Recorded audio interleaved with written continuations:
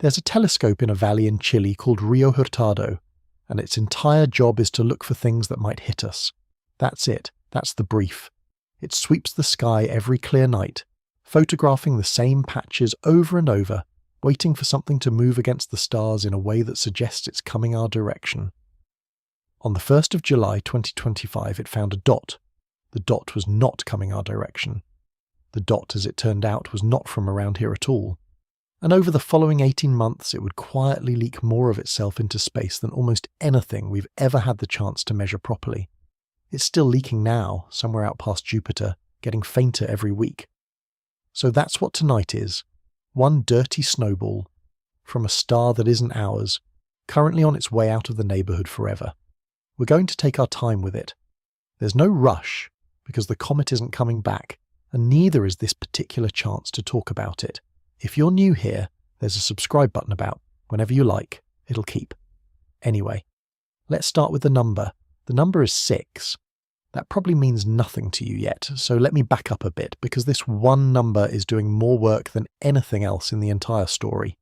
It's the reason astronomers went from mildly interested to properly excited in roughly a day and a half, and it's the reason we're here. Everything that orbits the sun traces out a shape. A circle, if it's very well behaved, which almost nothing is. More commonly an ellipse, a squashed circle, a loop that's a bit longer in one direction than the other. Earth's orbit is an ellipse, technically, but a boringly gentle one. If you drew it accurately on a piece of paper, you'd swear it was a circle, and you'd only be wrong by a hair. There's a number that describes how squashed that loop is. It's called eccentricity, and it's about as elegant a piece of maths as you'll find in this whole field, because it does something genuinely useful with almost no effort. A perfect circle has an eccentricity of 0. A gentle ellipse like ours sits at about 0.01.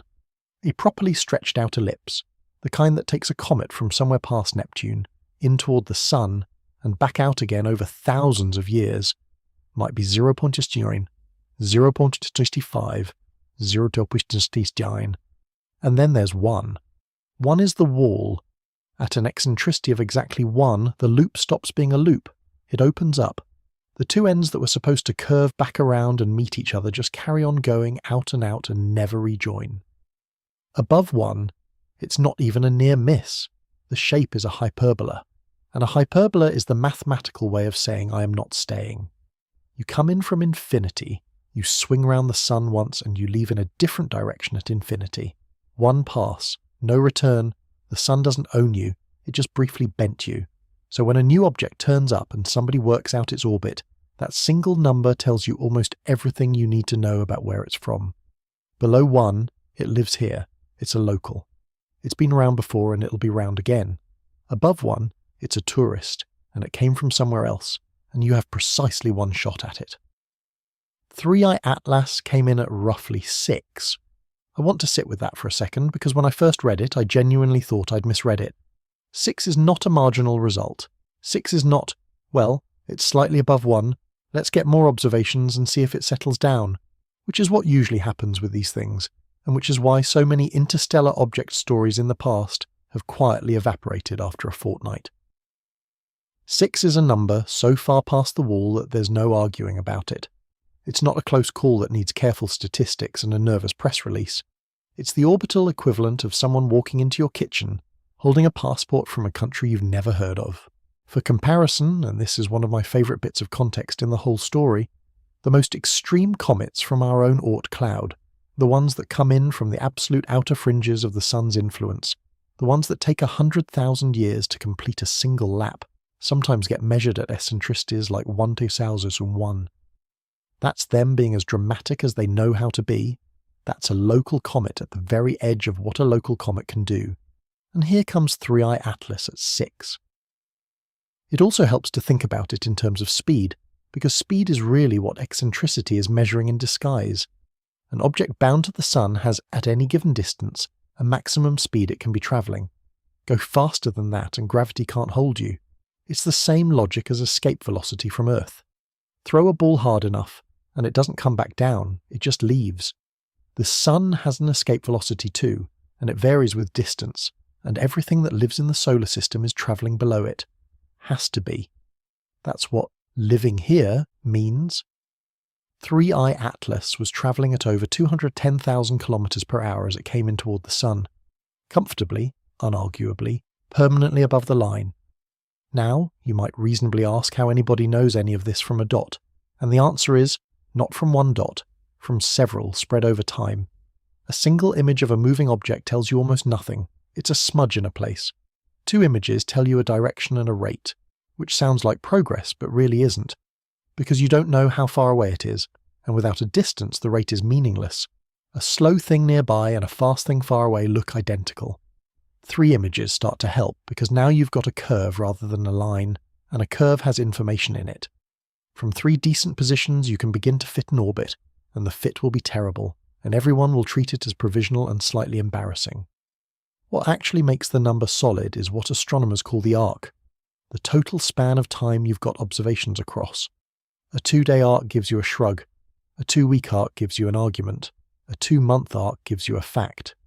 The longer you watch, the more the object's actual path constrains the possible solutions, and one by one all the wrong answers stop fitting the data. This is why the early days of any discovery like this are a bit chaotic, and why you should never trust the first week of headlines about anything in this field. It's also why an eccentricity of 6 was such a relief. With a number that extreme, even a mediocre arc can't produce it by accident. There's no realistic amount of measurement error that turns a comfortable local orbit into a 6. You'd have to be wrong about the sky itself. Here's a fun detail about the discovery itself that I like more than I should.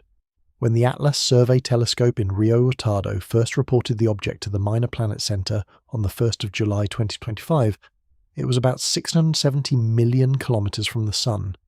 That puts it inside the orbit of Jupiter, already well into our territory, already past the point where you'd think somebody would have noticed. It wasn't spotted far out in the dark and tracked patiently inward. It was spotted when it was practically indoors, which tells you something about how hard this is. Not because our telescopes are bad, they're extraordinary, but because the sky is enormous and dark objects are dark and most of the time nothing is happening. The survey telescopes are looking for asteroids on collision courses. They're tuned for a specific kind of threat. An ancient iceberg from another star ghosting through on a one-way ticket is not what the software is optimized for. It found it anyway, more or less by being thorough.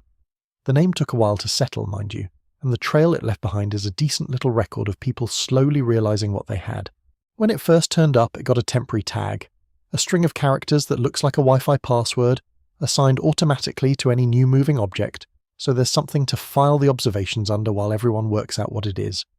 Nobody names anything at that stage, you just need a label so that the dot from Tuesday and the dot from Wednesday can be talked about as the same dot. Then, once it was clear the thing was fuzzy rather than sharp, that it had a coma, that it was venting, that it was a comet rather than a rock, it got a proper comet designation. C2025N1, which decodes, if you fancy it. C means non-periodic comet, 2025 is the year, and the N1 encodes which half-month of the year it was found in and how many came before it. A filing code, essentially, and a very old-fashioned one. You'll still see it written that way in some of the technical literature and on the tracking sites. And then, once the orbit was nailed down and the number came back as 6, it got the designation it'll keep forever. The name is the last bit of housekeeping and it's refreshingly literal. Comets are usually named after whoever found them, which is how you end up with objects called things like Shoemaker-Levy 9 and Churyumov-Gerasimenko. In this case, the discoverer was a survey, so the survey gets the name ATLAS. The number 3 at the front means it's the third one of these we've ever confirmed, and the I, that's the interesting letter, it stands for Interstellar. It's a category we only invented in 2017, because before 2017 we had never had a member to put in it. So, 3ATLAS. Third confirmed thing from outside, named after a telescope in Chile that was looking for something else entirely. I find the naming almost funny in how understated it is. We've spent decades wondering whether material from other star systems ever drifts through ours, and when we finally caught one properly and got to measure the stuff pouring off it, the label we stuck on it reads like a filing reference, which in fairness is exactly what it is. And here's the thing about that eccentricity of 6 that took me a while to appreciate. It doesn't just tell you the comet is leaving, it tells you it was never really here. It fell through us. It was never bound, never captured, never part of the arrangement.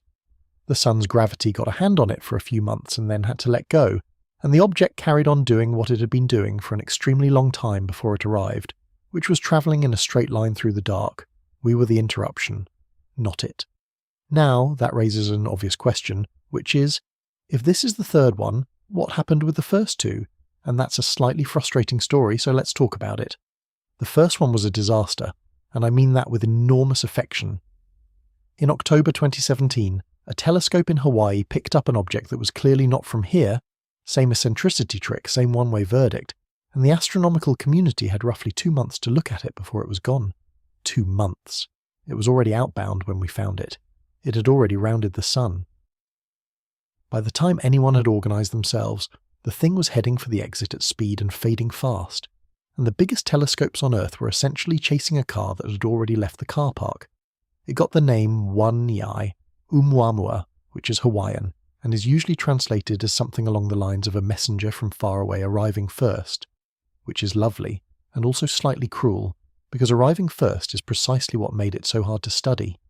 Everything about Oumuamua was maddening. It was small, it was faint, it was tumbling, so its brightness kept swinging wildly, which suggested a very odd shape, and set off a decade of arguments about whether it was a cigar or a pancake. And I want to stress that cigar or pancake is genuinely the level of resolution we had on the first object from another star system ever detected. Not a photo, not a shape, a flickering dot and a lot of inference. But the thing that made it truly infuriating, the thing that turned it from a puzzle into a fight, was that Oumuamua was not seen to outgas. It didn't have a tail, it didn't have a coma, that fuzzy halo of gas and dust that gives comets their soft, smudgy look. It just sat there being a hard little point of light, and a comet without a coma is a problem, because the coma is where all the information lives. When a comet warms up and starts venting, you can point a spectrograph at the vented material and read what it's made of. No venting, no reading. Oumuamua showed us nothing except its silhouette, and then it left. 2 years later we got the second one, and honestly it should have been the good one. 2I Borisov, spotted in 2019 by an amateur astronomer with a homemade telescope, which is a detail I refuse to stop bringing up because it delights me. This one was a comet. Properly. Tail, coma, the lot. It was actively venting. It was doing exactly the thing Oumuamua had stubbornly refused to do, and it was too faint. That's the whole tragedy of Borisov in 4 words. Similar measurements weren't possible with the other 2 known interstellar objects. Oumuamua because it never outgassed. Borisov because it was simply too dim. There was material streaming off it carrying the chemical signature of a completely alien planetary system. And we could see that it was happening, but we couldn't resolve the detail. We could tell there was a letter. We couldn't read the handwriting. I've thought about this a lot, and I think this is why 3IATLAS landed the way it did. It wasn't just that it was a third example, it was that it was the first one that was actually cooperative, because 3IATLAS was big. Around 1.3 kilometers across, which is roughly a normal size for a comet. Nothing extraordinary, no records broken, but it made all the difference. That size meant it was far brighter than either of the first 2 visitors. At its closest approach to the Sun, it reached 9th magnitude. 9th magnitude is still far too faint for your eyes, so nobody was stepping into the back garden and spotting this thing. But for a decent telescope, 9th magnitude is not a struggle. 9th magnitude is comfortable. 9th magnitude means you can do real spectroscopy and get a signal you trust rather than a rumour you argue about, and it was active. Enthusiastically so, as we'll get into. So for the first time we had all 3 ingredients at once, an object confirmed to be from somewhere else, that was venting material, that was bright enough to properly analyse the vented material. Oumuamua had 1 out of 3, Borisov had 2, this one had the set. There's something about the number 3 that's worth sitting with for a moment, because it changes what these objects are for. One example is an anecdote. You can't do anything with 1. Oumuamua was a curiosity, an astonishing curiosity. The first proof that this happens at all, but scientifically it was a single data point with enormous error bars and no context. Every argument about it was an argument about whether it was typical or freakish, and there was no way to know, because there was nothing to compare it against. 2 examples is worse, in a way. 2 is where you start noticing differences and have absolutely no idea whether the differences mean anything. Oumuamua was a bare tumbling rock, Borisov was a proper wet comet. Those two are so unalike that the honest conclusion from a sample of 2 is interstellar objects vary. We suppose, possibly, who knows. 3 is where it starts becoming a population. Not a good one. 3 is still an embarrassing sample and no statistician would let you near a conclusion with it. But 3 is where you can start saying things like, 2 of the 3 were volatile rich, and have that mean something faintly. 3 is the beginning of a distribution rather than a list. And 3IATLAS is the only one of the 3 that gave us actual chemistry. So really the sample size for what are other star systems made of is still 1. It's just that it's finally a good one. There's a comparison I keep coming back to, which is that Oumuamua and Borisov were the 2 visits where you didn't have the house ready. Someone turns up unannounced, you've got nothing in the fridge, they stay for 20 minutes and leave, and you spend the next 4 years wondering what they were going to say. Then 3IATLAS arrives, and because it was picked up while it was still inbound rather than already fleeing, there was actually time to book telescope hours, time to write proposals, time to ring around and ask whether anyone's spacecraft happened to be pointing in a useful direction, which, spoiler, several were, and that turns out to matter enormously later. And there was time is doing a lot of work in that sentence. So let me unpack it slightly, because I don't think most people appreciate how telescope time actually gets handed out. You don't ring up Webb. Big observatories allocate their hours through proposal cycles. You write a case months or years ahead. A committee compares it against everyone else's case, and the vast majority get turned down because there are always far more good ideas than there are nights. It's competitive to the point of being a bit brutal, which is an excellent system for planned science and a catastrophic one for a comet that will be gone by Christmas. So there's a release valve. Most major facilities keep a slice of time aside for exactly this. Targets of opportunity, discretionary time, the director's own allocation to spend on things nobody saw coming. It's a small slice. It's guarded carefully because if you spend it in March on something that turns out to be nothing, you haven't got it in July when something real turns up. 3IATLAS is what that slice exists for, and people spent it. Which is why Webb, which was built to look at the first galaxies, and which is genuinely poor at tracking things moving quickly across our own sky, ended up staring at an iceberg and had captured its spectrum by August 2025, about 6 weeks after anyone knew it existed. Now the timing wasn't perfect, and I want to be honest about that rather than pretend the campaign was flawless. When 3IATLAS made its closest approach to the Sun, it wasn't well placed for us at all. It was on the far side of the Sun from Earth's point of view. The single most interesting moment in the object's entire passage, the moment when it was hottest and venting hardest, happened behind a wall. From the ground we missed it, which sounds like a catastrophe and mostly wasn't, because of the early warning. Thanks to that heads-up, Hubble, Webb and a great many ground-based telescopes managed to observe it before it went behind the Sun. And the spacecraft scattered around the solar system, several of which had a much better viewing angle than we did, picked up the bit we couldn't see. We'll come to those because one of them produced the number that this whole video is named after. Here's the part that I think gets underrated. Interstellar objects are fossils. That's how one of the astronomers involved put it, and I've not found a better word for it. They're fossils from a planetary formation process that happened very far away, and we get to study them from much closer. Every exoplanet we've ever found, we've studied from light years away by watching a star flicker. Every conclusion we've drawn about what other solar systems are made of is inference stacked on inference, and then a lump of one just floats through your kitchen, actively steaming, and you can point a spectrograph at the steam. That's what makes the Oumuamua situation sting a bit in hindsight. The first one, ever, and it wouldn't tell us anything. 2 months in a silhouette. Still. Third time lucky. And the strange thing about 3IATLAS, which I only worked out after reading about it for far too long, is that we'd technically already photographed it before we discovered it. Several times. It was sitting in the archives, waiting. Which brings us to my favourite corner of this entire field. Picture a grainy white splotch on a mottled grey background. That's it. That's the image. It's about as unimpressive a photograph as has ever mattered. If you handed it to someone with no context, they'd assume it was a smudge on the lens or a bad scan or nothing at all. It looks like the sort of thing you'd delete. It's 3IATLAS, and it was taken weeks before anybody knew 3IATLAS existed. The technique has a slightly awkward name, precovery.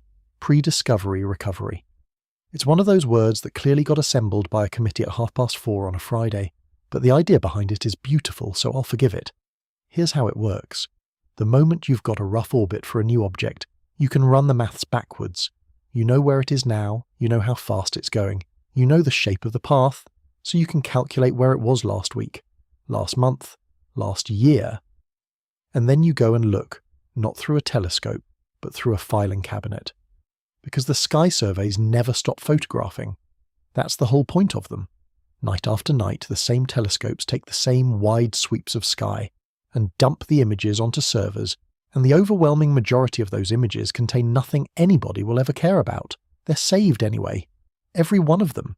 The archive isn't there because someone thought it'd be nice to have. It's there because this exact situation keeps happening. So once they had a preliminary orbit for 3IATLAS, people went hunting through the back catalogue and they found it.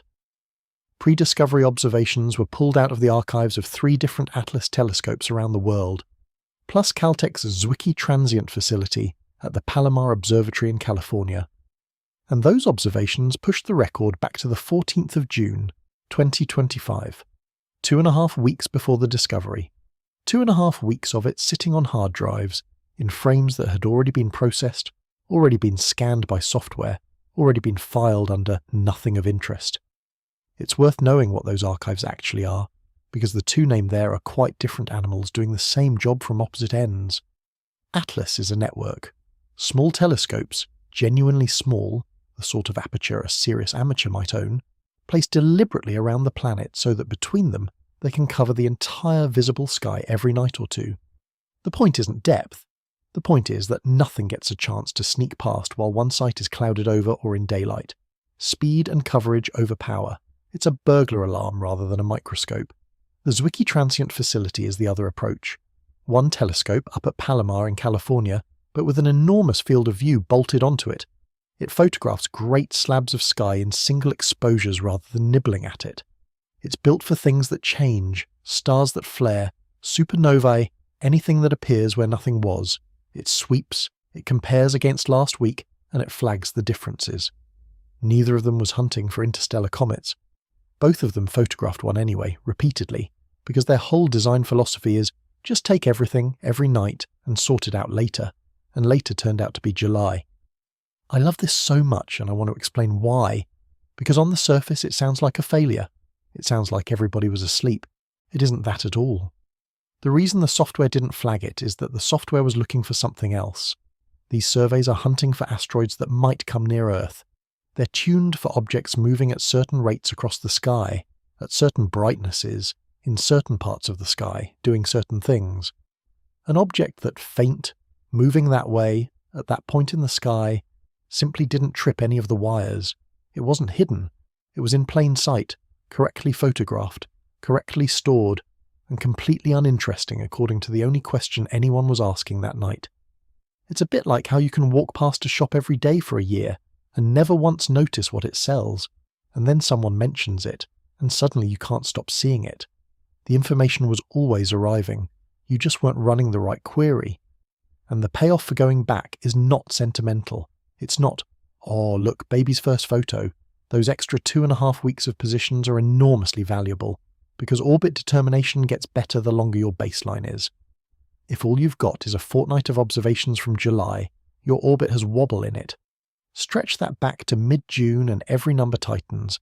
The eccentricity, the speed, the arrival direction, the closest approach distances, all of it. The pre-covery images are why the "this is definitely interstellar" verdict landed as fast and as firmly as it did. They didn't just confirm the finding, they're part of the finding. There's a piece of plumbing sitting underneath all this that never gets mentioned and absolutely should, which is the Minor Planet Center. It's the clearinghouse. When a telescope anywhere on Earth spots something moving that might be a small body, the observation goes to the Minor Planet Center. That's who Atlas reported to on the 1st of July. And the center's job is to take positions from hundreds of observatories, run by hundreds of different groups with wildly different equipment and standards, and work out which of them are the same object. That sounds trivial. It is not remotely trivial. Somebody in Arizona reports a dot. Somebody in Australia reports a dot the following night. Are those the same dot? Is either of them an object already in the catalogue that just looks unfamiliar from that angle? Is one of them a satellite or a cosmic ray hit, or a bad pixel that somebody's software got excited about? The centre is the institution that decides, and the entire field runs on it quietly agreeing with itself. And it's the reason Precovery works at all. Every observation that has ever been submitted stays in there, tied to a position and a timestamp. So when a new object shows up and the orbit gets worked out, you're not just going hunting through survey image archives, you're also going hunting through the centre's own records of things people reported and never followed up on. Sometimes an object was already spotted years earlier, logged, given a provisional designation, and then lost because nobody got a second look. Linking those old orphaned observations to a new discovery is its own small art form. That's the infrastructure. Not glamorous, no press releases. But when Atlas found a dot in Chile in July, the reason the world knew what it was within days rather than months is that there was already a system waiting to be told. There's a slightly eerie quality to it that I can't quite shake, and I don't think I'm being dramatic here. This object had been travelling through the dark for an amount of time we'll get into properly later, and the last leg of that journey, the final approach, the bit where it entered our solar system for the only time it ever will, was recorded automatically by machines that had no idea what they were looking at. Nobody was watching. The shutters just opened and closed on schedule, the way they do every night, and the data went into storage and everyone went to bed. We had it before we had it. And this keeps happening, by the way. It's not a one-off. Archival hunting is a proper discipline now. There are people whose contribution to astronomy is going backwards through data nobody thought was useful, and pulling out things that were always there. Comets, asteroids, variable stars, the occasional supernova that erupted in a galaxy in an image someone took for a completely unrelated reason. The searching has been extended further and further back through more archives as the orbit has been refined, and I'd not be at all surprised if there are earlier frames of 3IATLAS still sitting somewhere, unexamined, waiting for someone with a good orbit solution and a free afternoon. One thing that always fascinated me about this is what it implies about the ones we missed. Because if 3IATLAS was quietly sitting in the archive for 2.5 weeks before anyone noticed it, what else is in there? How many objects from other star systems have drifted through, been photographed perfectly well, and been filed under nothing? We've confirmed 3. 3 ever. And the reason we've confirmed 3 rather than 0 is not that they suddenly started coming. It's that we finally built survey telescopes good enough and consistent enough to catch them, and the first one turned up almost immediately afterwards, which strongly implies these things are not rare. They're just faint and small and quick, and we weren't set up. Anyway, now that everyone knew what they were looking at and roughly where it was going, the interesting part could start, because as 3IATLAS came closer to the Sun, it began to warm up. And when a comet warms up, it starts to come apart. Not dramatically, not all at once, but it starts to leak. The first thing anyone caught pouring out of it was water, and it caught them out by being early. Comets are famously described as dirty snowballs, which is one of those nicknames that's stuck around because it's roughly right and nobody's improved on it. Ice, dust, some rock, various frozen gases, all packed together in a fragile clump. Cold and inert out in the dark. Then they fall toward a star, the ice warms up, and it doesn't melt into water. It goes straight from solid to gas, a process called sublimation, which is the same thing dry ice does when you leave it on a table. The escaping gas drags dust with it. The dust and gas form that fuzzy halo around the nucleus, and there's your comet. The important part is the timing. There's a rough rule for when this kicks off, and it's tied to distance because distance is temperature. Water ice doesn't really start venting properly until you're inside about 3 times Earth's distance from the Sun. Outside that, it's too cold, and the water stays locked up as ice. That's not a hard wall. Nothing in this field is, but it's a solid expectation, and it's held up across an awful lot of comets. 3IATLAS started leaking water while it was still around 3 times Earth's distance out, which is to say, as early as it could possibly manage, and arguably a bit earlier than it should have. The detection is a lovely bit of work, and I want to walk through it, because it's a good example of how you find something you can't actually see. You can't directly spot water vapor around a comet from Earth very easily. Our own atmosphere is full of water and it swamps the signal. So instead, you look for what happens to the water afterwards. Sunlight hits a water molecule, breaks it apart, and one of the fragments you're left with is hydroxyl, an oxygen and a hydrogen stuck together, missing its second hydrogen. Hydroxyl glows in ultraviolet, and ultraviolet is a thing you can see beautifully from orbit, where there's no atmosphere in the way.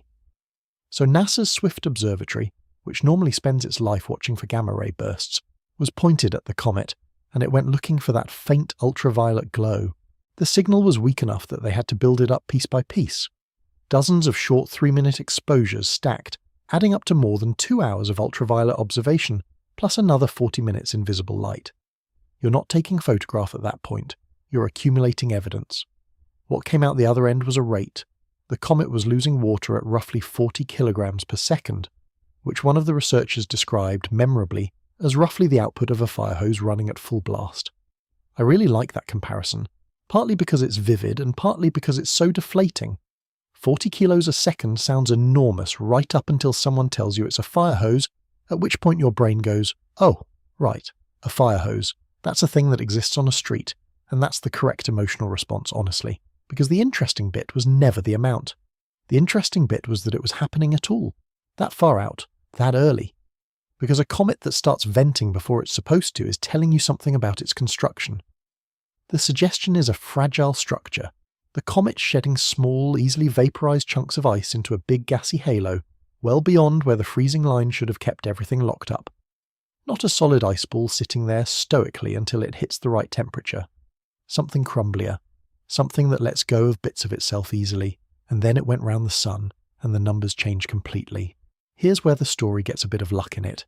There's a European spacecraft called JUICE, the Jupiter Icy Moons Explorer, which launched in 2023 and is spending years working its way out to Jupiter, where it'll arrive in 2031 to study Ganymede, Callisto, and Europa. It is, by design, a machine built to study ice. And when 3IATLAS turned up, somebody at ESA ran the geometry and realized that JUICE was going to be in roughly the right place at roughly the right time, with instruments that were, by pure accident, almost perfectly suited to the job. None of this was planned. It couldn't have been. The comet was discovered in July 2025, and the whole opportunity was improvised from there. As the JUICE project scientists put it, the comet's arrival came as a complete surprise, and when they realized the spacecraft would be near it around its closest approach to the Sun, they realized what a unique opportunity it was. So they switched 5 instruments on and pointed a Jupiter mission at a passing iceberg. On the 2nd of November 2025, 4 days after 3IATLAS had made its closest approach to the Sun, JUICE's spectrometer detected the comet spewing out 2,000 kilograms of water vapor every second. 2 tons every second, which the team helpfully translated into something you can actually picture, roughly 70 Olympic swimming pools of water vapor every day. And here's the calibration that I think is the single most important sentence in this entire video, and it's one that most coverage skipped straight past. That amount is not exceptional. It's on the high side of what you'd expect from a comet that close to the Sun, but not exceptional. For comparison, they put it against 2 comets we know very well indeed. Comet 67P, the one the Rosetta mission spent 2 years orbiting, managed about 300 kilograms per second, and Halley's comet, the famous one, the one with the tapestry, managed around 20,000 kilograms per second. So our extraordinary interstellar visitor, the ancient traveller from another star, was venting at roughly 1/10 of what Halley does. Halley, which is a completely ordinary local comet that swings by every 76 years, and which people have been casually noticing since before we had telescopes. I find that genuinely funny, and I also think it's the healthiest possible framing for the whole story. The comet is remarkable for where it came from and how old it is, and we'll get to both. It is not remarkable for the sheer force of its plumbing. It's a slightly enthusiastic mid-sized comet. There's a second finding from that campaign that I like even more though, because it's properly strange in a way the raw numbers aren't. A different instrument on the same spacecraft, the submillimeter one, also picked up the water vapor and found 2 things about where it was going and where it was coming from. The first, most of it was being released from the sun-facing side, which makes sense the moment you say it out loud. The sun heats one hemisphere, that hemisphere vents, the other one stays frozen. The comet isn't leaking evenly in all directions like a punctured ball. It's got a hot side and a cold side, and it's steaming off the hot side. But it's still slightly odd to picture, because your instinct says the material should stream away from the sun like a tail, and instead the source of it is aimed straight at the thing cooking it. The second finding is the one that made me put my tea down. A lot of that water vapour wasn't actually coming from the solid part of the comet at all. It was coming from icy dust grains that had already escaped into the surrounding halo. Think about what that means for a moment. You picture a comet as a lump with jets coming out of it, and the gas you measure is gas that came out of the lump. But here, a substantial chunk of the water we detected had already left the nucleus as tiny frozen grains, drifted out into the coma, and only then warmed up enough to turn to vapour.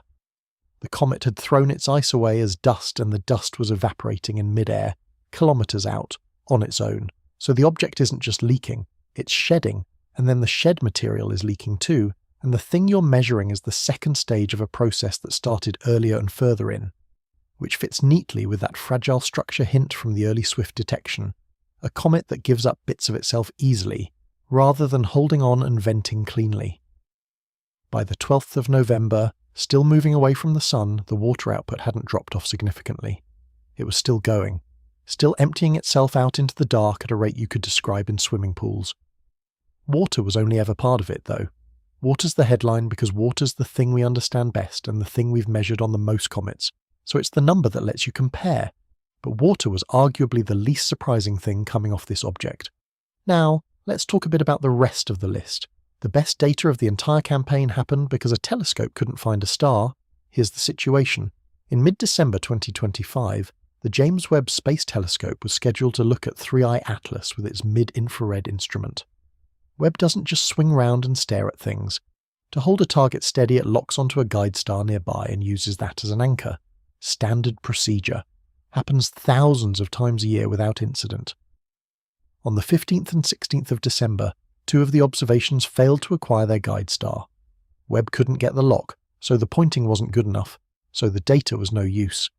Those 2 observations had to be rescheduled and repeated later. They got redone on the 27th of December. Now 12 days doesn't sound like much, but the comet was moving, and moving fast, and in those 12 days it went from about 330 million kilometres from the sun to about 380 million.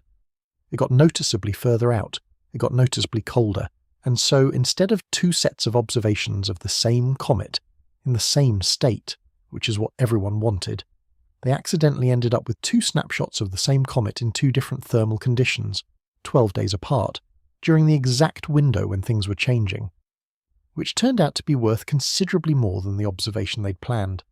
Because between those 2 dates, the comet crossed a line, not a physical line, an invisible one, a distance from the sun where the temperature drops low enough that water vapour freezes back into ice.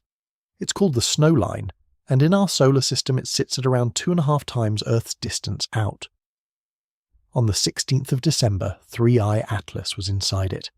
By the 27th, it was outside, and the water production dropped sharply. You can watch it happen across the 2 datasets.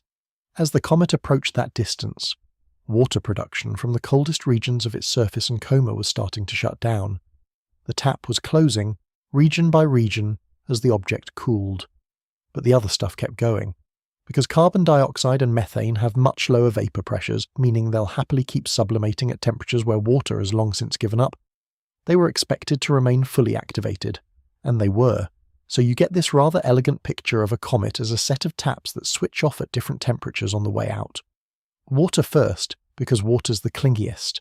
Then the others, much later, much further out. The comet doesn't stop being a comet all at once. It stops in stages, and it stops from the outside in. And if you'd caught the planned observation instead of the botched one, you'd have seen a single frame instead of the transition. I'd love to know who was annoyed about the failed guide star acquisition on the 16th, because they were sitting on the best accident of the campaign and had no idea. Anyway, the list. Let's actually go through what was coming off this thing because it's a genuinely odd inventory. Start with carbon dioxide, because carbon dioxide got there first, and it got there in a way that broke the pattern. When 3I/ATLAS was still around 4 times Earth's distance from the sun, its coma was dominated by carbon dioxide rather than water, which is exactly the inverse of what a comet from our solar system does at that distance. Ours are water first. This one was CO2 first, and by a distance. That's not a subtle difference in a ratio somewhere. That's the comet's dominant vented material being the wrong material, then methanol. And this is where the phrasing in the papers gets almost cheeky about it. The comet has a very high abundance of methanol relative to hydrogen cyanide, high enough that it counts among the most methanol-rich objects ever catalogued, exceeding every comet formed around our own star. Not at the high end, not comparable to the most methanol-rich comets we know. Exceeding all of them, ethane turned up too. Methane, methanol and ethane are all what chemists file under organic molecules, which is a word that trips people up, so let me be clear about it. Organic here means carbon-based, and it means absolutely nothing about biology. A methane molecule is not a hint of life, it's carbon and hydrogen. You'll find it on Neptune. The word organic in this context is a chemistry classification, not a suggestion.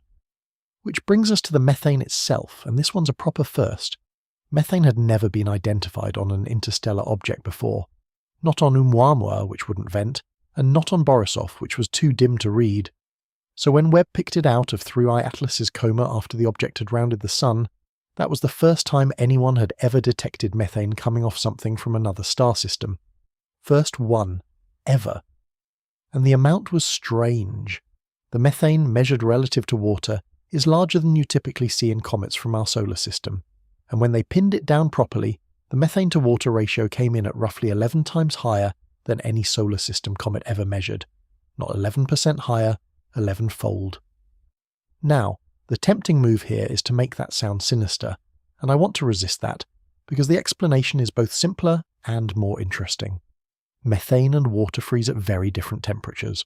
Water is easy to freeze. You've got some in your freezer. Methane needs it properly, catastrophically cold. So if you build a comet somewhere extremely cold, methane condenses readily and gets locked into the structure in quantity, whereas in a warmer nursery it never freezes out at all and just drifts away as gas. So the methane excess isn't a mystery, it's a temperature reading. It's the comet telling you, in the only language it has, that wherever it was assembled was significantly colder than wherever we were assembled. That's a natural consequence of formation in extreme cold, and it's driven purely by ordinary thermal outgassing. No exotic process required. Worth saying who caught the carbon dioxide, actually, because it's another one of the borrowed instruments. A fair bit of that work came from Sphere-X, a NASA infrared survey telescope launched in 2025, whose actual job is mapping the entire sky in something like 100 colours at once, mostly to answer questions about the early universe and about ice in our galaxy, cosmology hardware, and it spotted a carbon dioxide coma around an interstellar comet, because it happened to be exactly the right machine for the job, and nobody had planned that either. And the carbon dioxide mattering first is not just a chemical curiosity, it's a mechanical one. Carbon dioxide sublimates at much lower temperatures than water. So a comet with a lot of it can be active, properly venting, building a coma, doing comet things, a very long way out, where a water-driven comet would still be a dead rock.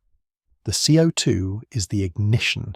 It's what let this object start coming apart while it was still out past where anyone would normally bother looking, which is a theme, and it's going to keep coming back. Nearly every weird thing about this object turns out to be a fact about its birthplace rather than a fact about its behaviour. Nearly everything. Because there's one item on the list that nobody has explained, and I've been waiting to get to it. Nickel metal. Actual metal vapour coming off a comet, detected repeatedly, confirmed across multiple observations. There were unexpectedly high abundances of nickel and iron. Webb saw the nickel vapour after perihelion, matching what earlier observations had found. And metal is not supposed to be doing that. Metals like nickel are refractory. That's the technical term, and it means stubborn. They need serious heat to vaporize, thousands of degrees, the kind of temperatures you get in a furnace or on the surface of a star, not on a lump of ice sitting a couple of 100 million kilometers from the sun getting gently warmed. A comet at that distance should not be capable of boiling metal. It doesn't have anywhere near the energy, and yet the nickel is there in the spectrum unambiguously as gas. The astronomer who led the Webb work on this, Martin Cordner at NASA Goddard, was asked about it, and gave what I think is one of the great scientific quotes of the decade, and it's great precisely because it's so unsatisfying. On the nickel vapor, that doesn't make sense, but that's a question for another day. That's it. That's the answer. That doesn't make sense, and we're going to leave it. And I want to be really clear that I mean it as a compliment because I think that's an enormously healthy thing for a scientist to say out loud. The temptation, when you've got a beautiful, coherent story about an ancient cold-born comet full of methane, is to smooth the awkward bit into the narrative. Find a mechanism, hand-wave a bit, make it fit. Instead, he just left it sitting there as an open problem with a note attached. There are ideas for what it's worth. The leading suggestion involves the nickel not coming off as bare metal at all, but travelling in some chemical compound that breaks down easily at low temperature and releases the metal. Something in that family had been proposed for solar system comets before this. It's plausible. It's not settled. And so the honest position is exactly the one Cordner gave. It doesn't make sense yet. So there's your inventory of what was pouring out. Water, ahead of schedule and then shutting down on the way out. Carbon dioxide dominant when it shouldn't have been. Methanol in record quantities. Ethane. Methane, a first, in a proportion no comet of ours has come near. And nickel vapor, which nobody can currently account for. That's the material. Since we're on the subject of the outflow though, we may as well talk about where it all goes once it's out. Because the shapes it makes on the way out are their own little corner of the physics, and they're old and well understood and got reported as though they weren't. There's a video of it. It's about as far from cinematic as you can get, and I've watched it more times than I'd like to admit. It came from the 2-metre twin telescope at the Teide Observatory in Tenerife, up in the Canary Islands, and it's built from 159 separate exposures of 50 seconds each, stacked and sequenced into a few seconds of footage. Do the arithmetic and that's over 2 hours of staring, compressed into a blink. The comet sits in the middle as a soft blob, and out of one side of it there's a fan of light, and the fan is pointed the wrong way, toward the sun. The footage was captured on the 2nd of August 2025, and word went out through the Astronomer's Telegram in mid-October. The Astronomer's Telegram, incidentally, is exactly what it sounds like. A service where astronomers post short urgent notices to each other saying, essentially, look at this now before it stops. It's got an editor-in-chief and everything. It's a group chat with citations, and the response from one of the astrophysicists at the observatory, when asked about the sunward jet, was 4 words long. This is the usual. Which I think is a magnificent thing to say about a comet from another star shooting a jet at our sun, and it's also completely correct, and it's the reason I wanted to start this section here rather than with the physics, because a lot of what got written about 3IATLAS's tails was written by people who had a strong opinion about what tails are supposed to do, and a weak grip on the fact that comets have never once agreed to that. So let's do the picture properly. A comet doesn't have a tail. It has tails, plural, and they're made of different things and they point in different directions, and this is completely standard, and has been understood for a very long time. The one everybody knows is the gas tail. Gas comes off the nucleus, gets ionized by sunlight, and then the solar wind, the constant stream of charged particles pouring off the sun in every direction, grabs it and drags it straight downstream.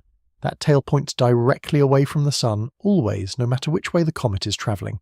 It's a windsock. It doesn't care about the comet's motion at all, which is why a comet heading away from the sun is being chased by its own tail rather than trailing it, and which is one of those facts that rewires your mental image the first time you properly take it in. The other one is the dust tail. Dust is heavier and sluggish and doesn't get grabbed the same way. It comes off the nucleus, and then it more or less keeps doing what it was already doing, drifting slowly under sunlight pressure and lagging behind. So the dust tail curves. It roughly follows the path the comet took through space, like a smear along the route. 2 tails, 2 different directions, both entirely ordinary. And here's a fun detail about how we work that out, which I think is one of the great bits of detective work in the history of the field. Nobody discovered the solar wind by measuring it. It was worked out from comet tails by a German astrophysicist called Ludwig Biermann in the 1950s, before any spacecraft had ever flown. His reasoning went like this. Comet tails point away from the sun. Fine. Everyone assumed that was sunlight pushing them, because light does exert pressure, which is true and which does explain the dust. But Biermann looked at the gas tails and did the arithmetic, and found that sunlight alone couldn't account for it. The tails responded too fast and they got shoved too hard, and they sometimes did sudden violent things that light pressure had no way of producing. Something else was hitting them, something with actual particles in it, streaming out of the sun continuously in all directions. So he proposed one from nothing but the shape of comet tails, and he was right, and a few years later spacecraft went up and measured it, and there it was. The sun is constantly boiling off a wind of charged particles, and it fills the entire solar system, and we found out because comets were being blown about in it like windsocks, which means every comet you've ever seen a photo of was quietly demonstrating a piece of physics that nobody knew about until someone bothered to ask why the tail was where it was. I think about that more than is probably healthy, and that's exactly what Juice's science camera saw. From over 60 million kilometers away, which sounds enormous, and is, but was still far better than anything we had from the ground at that moment, the camera picked out the coma with the nucleus hiding inside it, and two distinct tails, one stretching away from the sun, the other following the path the comet had taken through the solar system. Textbook. There were fainter shapes in there too, structures within the coma and the tails, which the team put down to various interactions with the radiation and particles and magnetic field coming off the sun. Those are still being picked apart, and the camera team's overall verdict on the object is the sentence I'd tattoo on the whole story, if I were the tattooing sort. Despite its interstellar origin, 3IATLAS was behaving like a typical comet during a close approach to the sun. Meanwhile, the ultraviolet instrument on the same spacecraft was measuring how far the mess extended, and the answer is quite a long way. It caught light coming from oxygen, hydrogen and carbon atoms in the gas and dust around and behind the comet, and traced it out to more than 5 million kilometers from the nucleus. 5 million kilometers, from a lump about 1.3 kilometers across. The object is roughly the size of a decent hill, and its atmosphere is 13 times the distance from here to the moon. That's the bit that gets me, actually. Not the numbers, the ratio. Comets are almost entirely absent. There's a small solid thing in the middle, and then an enormous tenuous nothing around it, so thin you'd call it a vacuum anywhere else, spread across a volume that dwarfs planets. If you flew through the coma, you'd never know. And gas and dust are common around active comets, with tails sometimes reaching up to 10 million kilometers, so even the 5 million isn't a record. It's just a comet doing comet things at a comfortable scale. Now, the sunward jet. This is the one that caused all the fuss, so let's deal with it plainly. The formal term for a feature pointing toward the sun is an antitail, and it's been on the books for a very long time. It's not new, it's not rare enough to be shocking, and, here's the crucial part, it's usually not even real. Usually an antitail is a trick of perspective. The dust tail is a curved sheet of material spread along the comet's orbital path. When Earth passes through the plane of that orbit, you're looking at the sheet edge-on, and because part of that curved dust trail lies on the sunward side of the nucleus from your particular angle, it projects onto the sky as a spike pointing toward the sun. Nothing is being fired at the sun. You're looking at a flat sheet from the side and your brain is turning it into a spear. It's the same reason Saturn's rings vanish every 15 years. Nothing happens to the rings. You just look at them edge-on and there's nothing there to see. Geometry, not events. Now, and this is where I want to be careful and fair, that isn't the entire explanation for everything seen on 3IATLAS. Some of the sunward structure was genuinely jets, real material being genuinely emitted from the sunward-facing side of the nucleus, which we already know was the side doing most of the venting, because the hot side is the side that vents. A jet of gas leaving the day side, moving out against the sunlight before the solar wind can turn it around, will genuinely be aimed at the sun for a while. Later observations found the jets wobbling, which is what jets do when the nucleus is rotating and dragging its own vents around. So there are two things going on, and they got tangled together in coverage. Some of the sunward appearance is perspective, some of it is real venting from the lit hemisphere. Neither of them is unusual, both of them were expected, and the astronomer in Tenerife had it right in 4 words in August before any of the arguing started. The thing about the sunward jet that I actually find interesting has nothing to do with mystery. It's that the material coming off the sunward side and the material drifting out into that enormous halo, and the icy grains evaporating out in the coma rather than at the surface, that's all one process. The comet isn't emitting a tail. The comet is coming apart gently in every direction, and the sun is sorting the debris. Light pressure pushes the dust one way, the solar wind takes the ions another. Gravity keeps a little bit of the heavier stuff loosely trailing along the orbit. The tails aren't structures the comet built. They're the wake of a thing dissolving, sorted by physics into ribbons, which is a nicer image than the spear, I think, less of a weapon, more of a thing being slowly read by the light. And since we're on the subject of reading it, the component of that outflow that turned out to carry the most information was, of all the boring things, the water again. Just water with a very slight flaw in it. So let's talk about that. The water remembers where it was made. That's the whole section, really.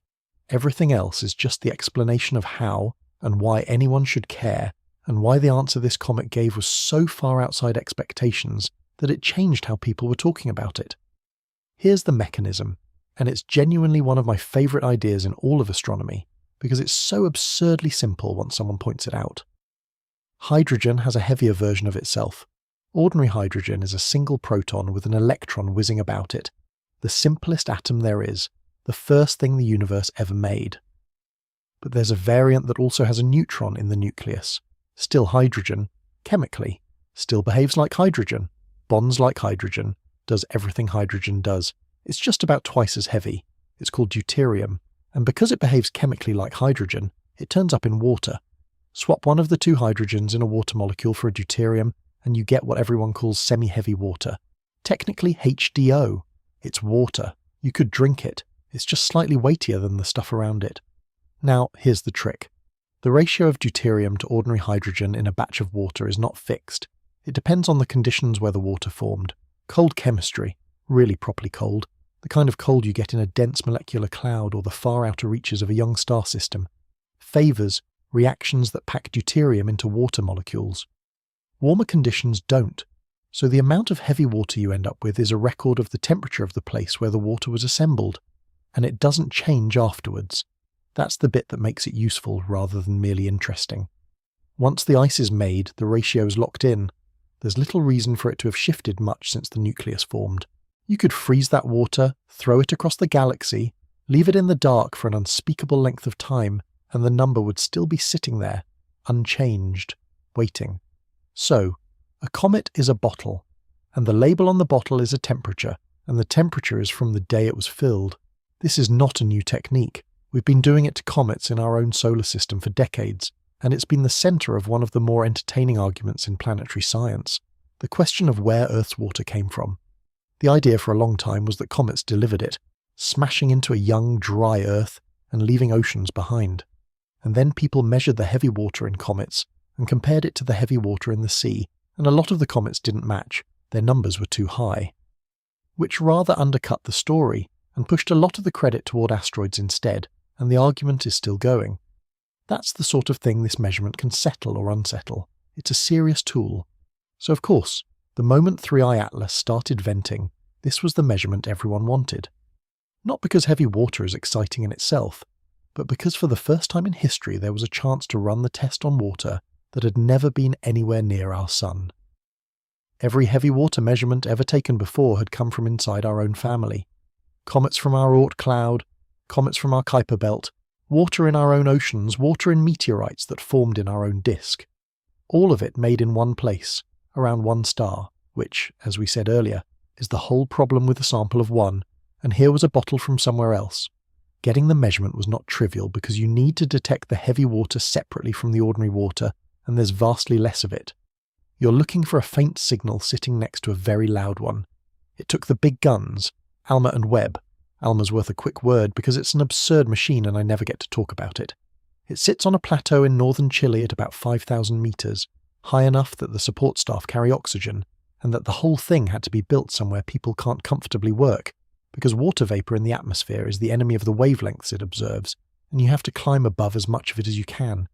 It isn't one dish, it's dozens of them, scattered across the plateau, and they get physically moved around on enormous custom transporters, depending on what's being observed. All the dishes observe the same target at the same time and the signals are combined, which effectively gives you one telescope as wide as the spread of the array. And the thing it's good at is precisely this, picking specific molecules out of cold gas by their fingerprint at millimetre wavelengths. It was arguably purpose-built for the question, decades before the question existed. Webb handled the infrared side from orbit. Between them, they got it. They detected heavy water, water carrying deuterium, in the coma of an object from another star system, and I want to convey what got it involved, because the phrase is doing a lot of hiding. The problem with heavy water is that there is almost none of it. In ordinary water, the stuff in your kettle, deuterium makes up something like 1 hydrogen atom in every 6 or 7,000. So you're trying to detect a molecule that's present at a fraction of a fraction, in a wisp of gas around a small object hundreds of millions of kilometers away, against the glare of the ordinary version of the same molecule sitting right next to it in the spectrum shouting. It's a bit like trying to pick out one person humming in a stadium. You know roughly what note they're humming. That's the only thing you've got going for you. What makes it possible is that heavy water hums at a very slightly different pitch. That extra neutron changes the mass of the molecule, and the mass changes the frequencies at which it rotates and vibrates, and those frequencies are the fingerprint. So you don't look for heavy water. You look for a specific line at a specific wavelength that nothing else can produce, and you stare at that wavelength until enough photons have arrived that you can say the line is real rather than noise, which takes hours, on a comet that's fading, on a schedule set by orbital mechanics rather than by anyone's convenience. And the number was high, unexpectedly and extremely high. I want to convey how high, because high is doing a lot of quiet work there. The ratio came in around 0.98%, which sounds like nothing until you realise that's roughly 30 times more than you'd find in typical solar system bodies. 30 times. The result got published properly in Nature Astronomy under a title that's admirably plain about what it's doing: Water DH in 3IATLAS as a probe of formation conditions in another planetary system. Not Mysterious Comet Baffles Scientists. Just, here's the thermometer, here's the reading, here's the other star system. So what does a reading like that mean? It means the water was made somewhere staggeringly cold, colder than the cold parts of our solar system, colder than the region where our own comets formed, which is not exactly a beach. The leading reading of the number is that the comet was born in a very cold and very ancient environment, and there's a second ingredient in that suggestion, which I think is the loveliest detail in the whole video. The environment may also have been drenched in ultraviolet radiation from young stars. Because ultraviolet drives chemistry, it breaks molecules apart and lets them reassemble, and in very cold conditions that reassembly favours the heavy version. So the picture you get isn't just somewhere cold, it's somewhere cold and somewhere lit. A dark, freezing outer region of a system that was sitting near young, hot, blazing stars whose ultraviolet was pouring through it, frozen and irradiated at the same time. That's a place. That's an actual environment, reconstructed from a number, from an object whose home star we cannot see, will never identify, and which may no longer exist. And there's a third instrument still working on this, which I mention because it's a nice illustration of how unfinished all of this is. The submillimeter instrument on JUICE also picked up water from the comet, and that team has been going back through their data to work out how much ordinary light water the comet was releasing, specifically so they can compare it to the heavy water measured by the others, and check whether the extraordinary ratio holds up from a completely different vantage point with completely different hardware. That work was still ongoing. It might confirm it, it might complicate it, which is how it should be, honestly. One measurement of one number from one object from one other star system, and it's telling us about conditions that existed before the Sun did. You'd want that checked. I'd want that checked. But if it holds, and the isotope story only got stronger from there as we're about to see, then a comet fell through our solar system carrying a temperature reading from a place that stopped existing a very long time ago, and we caught it, and we read it, and then we watched it leave. There's not really a big finish to that thought. It just sits there. Anyway. Heavy water was the first fingerprint. It wasn't the last, and the ones that came after it are what put a number on the comet's age. Carbon-13 is a clock, and it only runs one way. Right. I'll explain that, because it's the argument that gets us to the age, and the age is the number that makes this whole object worth 2 hours of anyone's evening. When the universe started, it made hydrogen and helium and a rounding error of lithium, that's it. Every other element you've ever touched was manufactured inside a star later, and pushed back out into space when that star died or shed its outer layers. So the galaxy has been slowly enriching itself for billions of years, each generation of stars cooking up heavier elements and seeding them into the gas that forms the next generation. Every star is built from the ashes of the ones before it. Now here's the part that turns that into a clock. Different elements, and crucially, different isotopes of the same element, get made in different places, by different processes, on different timescales. Take carbon. Carbon-12 is the standard issue. 6 protons, 6 neutrons, the version making up nearly all the carbon in you.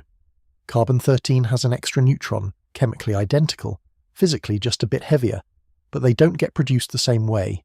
Carbon-13 is churned out in greater abundance over time, largely in red giant stars, the bloated, dying late-stage stars that spend their final act processing material and puffing it out into space. That's a slow contribution. It's a late contribution. It piles up gradually across the galaxy's history. Which means the ratio of carbon-12 to carbon-13 in a batch of material tells you roughly when that material was assembled. Lots of carbon-13 relative to carbon-12. You were made recently, out of well-cooked gas. Very little carbon-13. You were made early, before the red giants had had time to do their work. And 3IATLAS has a carbon-12 to carbon-13 ratio that's higher than what's found in comets from our solar system, and higher than the local interstellar medium, the general gas floating around our part of the galaxy right now. So there's more carbon-12 relative to carbon-13 than there should be, which means it was born long ago before carbon-13 had a chance to build up in abundance across the galaxy. That measurement came from the Very Large Telescope in Chile, using an instrument called UVS, and a shell spectrograph, which for our purposes just means a machine that splits light into extraordinarily fine detail. The team was led by Cyrielle Opitom of the University of Edinburgh, co-led by Jean Mainfroy and Damien Hutzemaker of the University of Liège. And it's worth saying plainly what they'd done. These were the first observations of this kind ever made for a comet that formed outside our solar system. Not the best. The first. The result matched what Webb had independently found from the carbon isotopes. 2 different instruments, 2 different techniques, same story. And then they measured nitrogen, and the nitrogen said something completely different, not contradicting the carbon, but answering a different question entirely. Nitrogen has the same setup. Nitrogen-14 is the common version. Nitrogen-15 has the extra neutron.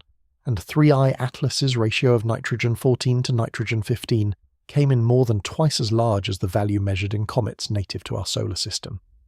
Now, that ratio isn't primarily an age indicator. It's more of a location indicator. And the particular value they got is typical of what you find on the outer edge of planet-forming disks around young stars. So think about what those 2 measurements do together. The carbon tells you when, very early in the history of the galaxy.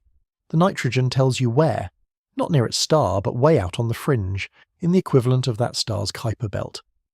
As one of the team, Aravind Krishnakumar, put it, unlike comets from our solar system, this interstellar visitor carries unusually high carbon and nitrogen isotopic ratios. 2 numbers, a date and an address, and the date is the one that stops you.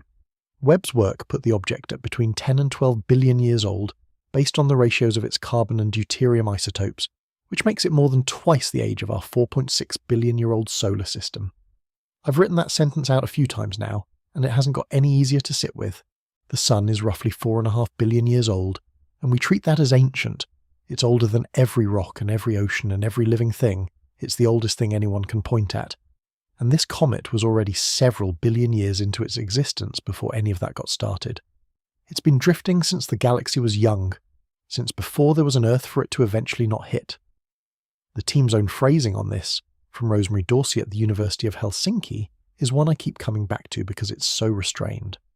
3IATLAS is a really exciting opportunity to probe the composition of another planetary system, one that formed long before our Sun and solar system even existed. Long before our Sun even existed. That's a thing an astronomer said about a comet that was in the constellation Gemini earlier this year. Which raises the obvious question. If it formed around a star, how did it stop being around a star? And here the isotope work did something clever, because it narrowed the options. The standard story for how a system loses material is gravitational bullying from the inside. Young planetary systems are chaotic. Giant planets don't stay where they're born. They migrate, wandering inward or outward through the disk, and as they move, they gravitationally scatter everything small that gets near them. Some of the small things get thrown into the star, some get thrown into new orbits, and some get flung out entirely, at above escape velocity, into interstellar space. Models indicate that migrating giant planets can kick small bodies out this way and for a long time that was the presumed origin for anything interstellar. Chucked out by a bully. But that requires the object to have been somewhere the bully could reach. And the nitrogen says 3IATLAS wasn't. It formed a long way out from its parent star, out on the fringe, well away from where the giant planets would have been doing their migrating and scattering, too far out to have been kicked. So the team floated the other option. It's quite possible instead that it was snatched from its parent star by the gravity of a passing star, and subsequently hurled into deep space. Sit with that one. Not thrown out from within, taken from without. Stars pass each other, rarely on human timescales, but over billions of years in a crowded young galaxy, near misses happen. And when another star drifts close enough, the outer fringes of a system are the easiest thing in the world to steal. They're barely held on to. They're at the very edge of their star's grip, orbiting slowly, loosely, right where a passing gravitational tug can simply lift them off and take them. The object wasn't evicted, it was pickpocketed, and then, having been pickpocketed, it went nowhere at all. Which is the part that I find genuinely hard to hold in my head, and I don't think I'm going to manage it properly, but let's try. It came from the direction of the Milky Way's disk, and it was already old before anything around here existed. In the time between its assembly and now, our solar system condensed out of a cloud, the sun ignited, the planets assembled, the Earth cooled, oceans formed, life started, everything that has ever happened, and all the while this thing was in transit. It wasn't waiting, it wasn't doing anything, it was frozen and dark and moving in a straight line, and its deuterium ratio hadn't budged, and its methane was still packed into the ice from a nursery that had long since dispersed. The star it formed around may not exist anymore.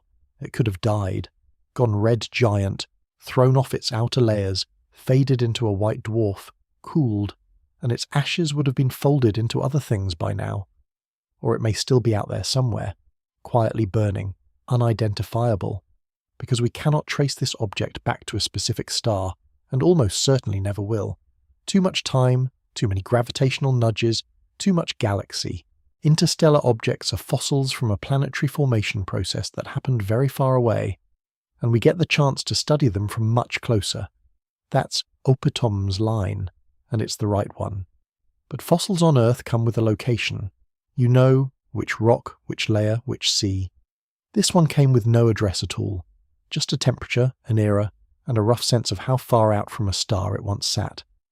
The findings went into Nature Astronomy on the 6th of July, 2026, barely a fortnight ago as I'm recording this, which, given how long the object concerned has been travelling, feels like a fairly brisk turnaround. Now, I've been putting off a topic for about an hour and a half, and it's time to be a grown-up about it. You knew this bit was coming. So did I. Let's do it properly and without any sneering, because I think the sneering is the least interesting available response, and it's also usually wrong about who's asking.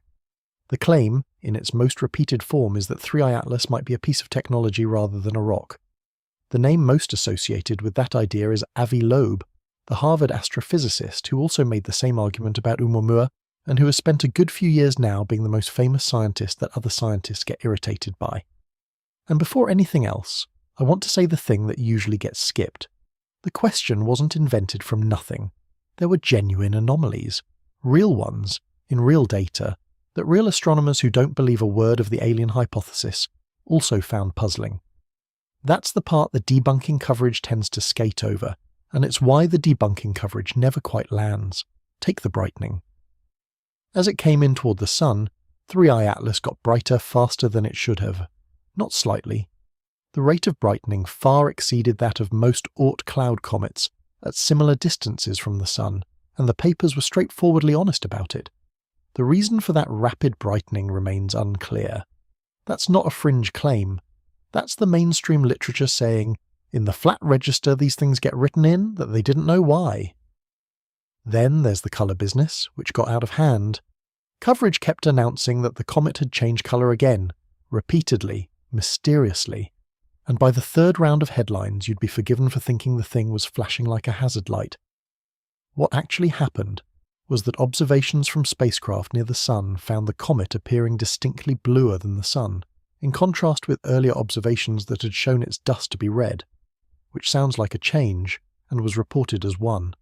But one of the scientists behind that very study, Zhang, one of the authors, went and said publicly that the framing was wrong, and I appreciate the bluntness. We don't have any evidence for the gas coma changing colours. Technically, he pointed out, the comet only appeared to change colour once, when its coma became bright as it ejected gases while warming in the sun's heat. One event. A comet started venting more gas as it got hot, and gas and dust looked different, so the average colour of the fuzzy blob shifted. That's the entire story. I mention that not to score a point, but because it's a really good example of how this happens. Nobody lied. The scientist wrote a correct paper. The paper said, bluer than the sun. A headline turned that into changed colour. A second headline turned that into changed colour again, and by the fourth iteration, there was a mystery that no observation had ever actually reported. Which brings us to the one that carries real weight, and that's the non-gravitational acceleration. Let's understand it, because it's not complicated. When you calculate an object's path using gravity alone, the sun's pull, the planet's pulls, all of it, you get a predicted position for any given date. Then you observe where the thing actually is. If they match, gravity is the whole story. If the object is consistently a bit off from the prediction, something other than gravity is pushing it. That's non-gravitational acceleration, and 3IATLAS had it. And I'll be fair to Loeb here, because his position has been more careful than his reputation suggests. He and his co-authors did serious orbital work on this. In fact, earlier in the passage they published on the lack of measurable non-gravitational acceleration.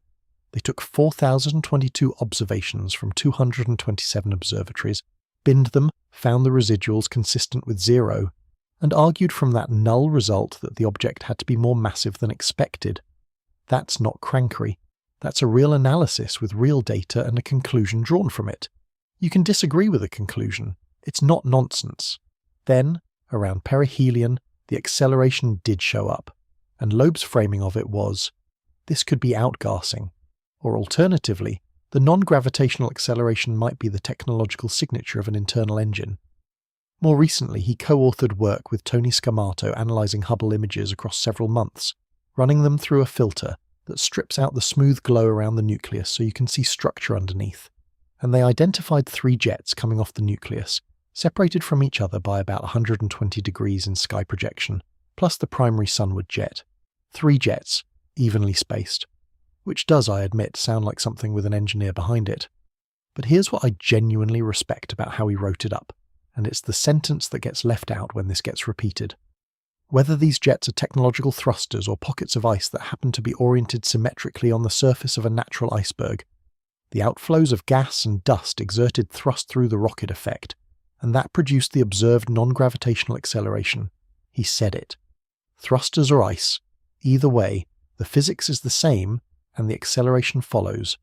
That's an honest framing, and it's a long way from the version that circulates, and the mainstream reading is straightforward, and it doesn't require anything exotic. When comets near the sun, they heat up. The ice turns to gas. The venting is uneven. One side, one region, one set of jets, and gas leaving in one direction pushes the comet in the other. It's a rocket. A bad, leaky, unintentional rocket, but a rocket. This behaviour is characteristic of recoil forces from anisotropic mass loss. That's the technical phrase, and it means exactly what we've spent the last hour describing, and it's consistent with an active cometary nucleus.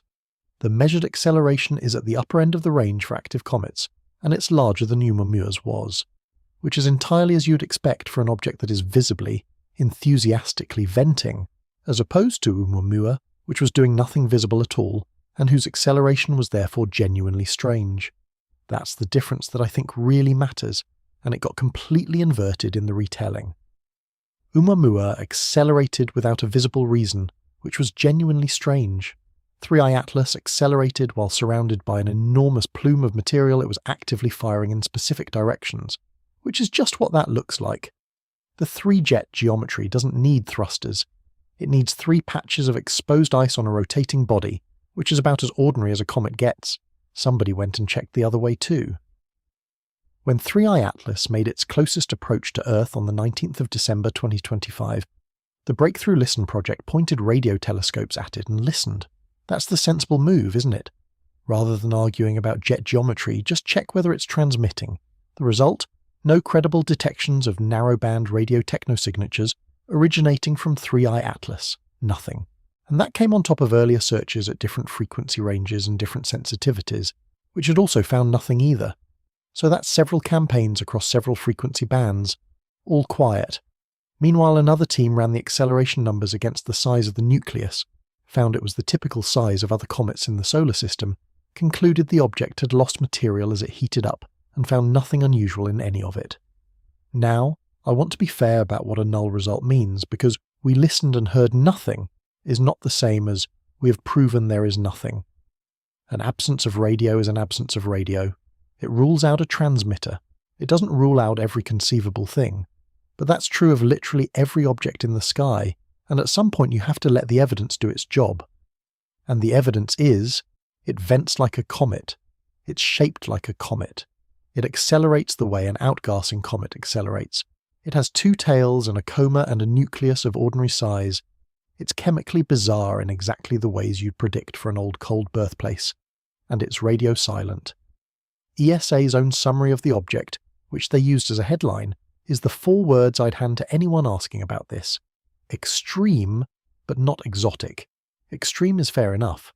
The methane ratio, the heavy water, the age, the record methanol, the metal vapour nobody's explained.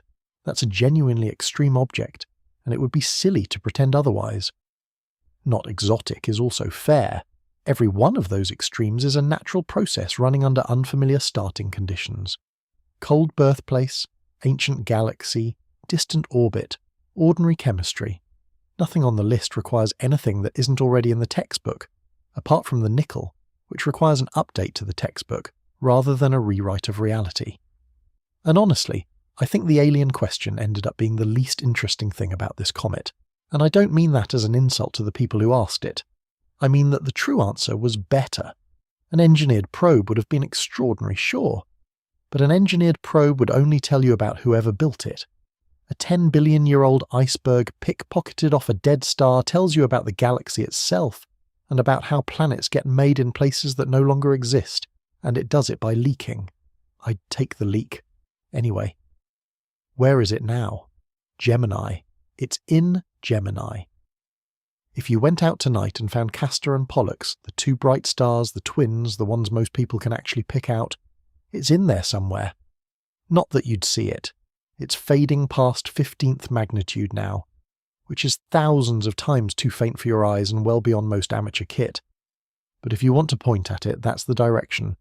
It's out past Jupiter, sitting in a patch of sky people have been looking at since we started giving stars names. Let me lay out the route, because it's tidier than you'd think. It came in and passed Mars on the 3rd of October 2025, close enough that several of the spacecraft parked at Mars had a crack at observing it, which was a nice bonus for a fleet designed to look at the ground. That Mars pass is worth a moment on its own, because it's a properly funny bit of improvisation. There is a small fleet of hardware at Mars, orbiters from several agencies, rovers on the ground, all of it built and calibrated and launched to study one specific planet in enormous detail. None of it was designed to observe a comet. Several of them had to go anyway, because the comet was going to be closer to Mars than to Earth, and you don't get to be picky. I like that because it says something about how this whole campaign ran. Nobody had a mission for this. There is no interstellar object mission, because until 2017 there was nothing to send one to, and by the time you'd built one the target would be gone. So instead, the entire scientific response to the best interstellar object we've ever had consisted of pointing things at it that were built for other jobs. A gamma-ray burst telescope, a Jupiter mission, a fleet of Mars orbiters, a planetary defense survey. Webb, which was designed to look at galaxies at the edge of time, and which struggles with fast-moving targets in our own solar system, because nobody expected it to need to. It worked. That's the remarkable part. A borrowed campaign, assembled in weeks, produced the isotope measurements and the outflow rates and the first methane detection on something from another star.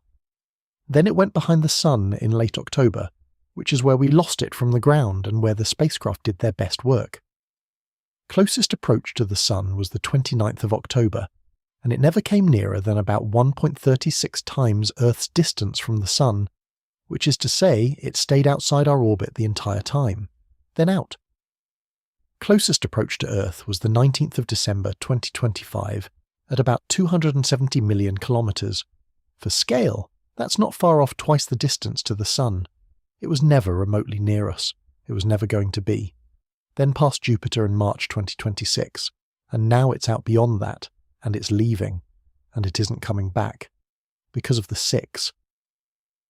That number we started with, hours ago, it doesn't just describe the shape of the path, it describes the ending.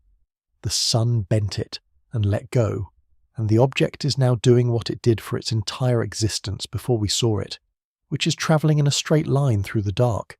It'll get fainter, then it'll stop being observable at all, and once it's gone, it'll be lost from our view forever. There's a small addendum to the story that I love, and it's about planetary defence, of all things. JUICE has a navigation camera on it, which is the least glamorous instrument on the spacecraft. Its job is to help the thing steer around Jupiter's moons when it gets there in 2031. It's not a science camera, it's the sat-nav. But it had a much closer view of the comet than anything on Earth, from a different angle, and, this is the bit, it could see it when the comet was not visible from Earth. So ESA's planetary defence team, whose day job is tracking asteroids that might actually hit us, took the navigation camera images from across November and lined them up to work out the comet's position and trajectory during the window when the ground was blind, and it worked. They demonstrated that you can use a deep space mission's spare camera to nail down the orbit of something Earth can't see, which matters because the day something genuinely is coming at us, it will probably be coming from a direction that's awkward, and the sky near the Sun is exactly where the awkward things hide. The comet was harmless. The technique isn't. They went a step further too, which I think is quietly clever, because a comet's trajectory gets nudged by the material it throws off, that whole rocket business. The team started working backwards from the tracking measurements to understand what the comet was leaving in its wake and how much of it. Reading the outflow from the wobble in the path, weighing the leak by watching the drift. So the fossil from a dead star system ended up as a test case for the asteroid people. It's not what anyone would have predicted, and it's my favourite unintended consequence in the whole affair. There's still work coming out, by the way. This isn't finished. The instrument teams have been publishing steadily and are planning more papers, and quite a lot of what I've talked about tonight is still marked preliminary in the actual literature. The results are still coming in. Some of them will get revised. Some of the numbers I've quoted will move. That's normal, and it's not a criticism. That's just what the first 18 months of a completely new kind of object looks like. And JUICE, incidentally, isn't done either. All its instruments get switched on again in September 2026 when it swings back past Earth for another gravity assist, on its long looping route out to Jupiter. The comet detour was a bonus. The mission carries on. Now, the thing I actually want to leave in your head, 3. That's how many of these we've confirmed, ever. 3, and the first one only in 2017. And the reason that number is 3 rather than 0 has nothing to do with the objects and everything to do with us. They didn't start arriving in 2017. They've been coming through for the entire history of the solar system, probably in enormous numbers, quietly, unwatched, one after another, for 4.5 billion years. We simply weren't equipped to notice, and then we built survey telescopes good enough to catch faint, fast things, and within a few years we caught one, and then another, and then this one. Which tells you exactly what you'd expect it to tell you. They're common. We were just blind, and we're about to get considerably less blind.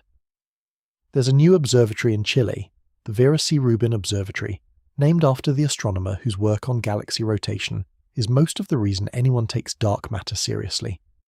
And it's built for exactly this problem. The design is almost silly. A wide, fast mirror around 8 meters across, which is big telescope territory, married to a camera the size of a small car carrying something in the region of 3,000 megapixels. Big telescopes normally have narrow vision. You buy depth, and you pay for it in field of view. Rubin refuses the trade. It sees deep and it sees wide, and it's going to spend a decade photographing essentially the entire southern sky, over and over every few nights, and comparing each pass against the last. Which means the thing that made 3IATLAS hard, faint, fast, unremarkable, only distinguishable by having moved, is precisely the thing Rubin is designed to catch, automatically, at scale, without anyone needing to have a hunch. The expectation is not that it might find another interstellar object. The expectation is that it'll find a lot of them.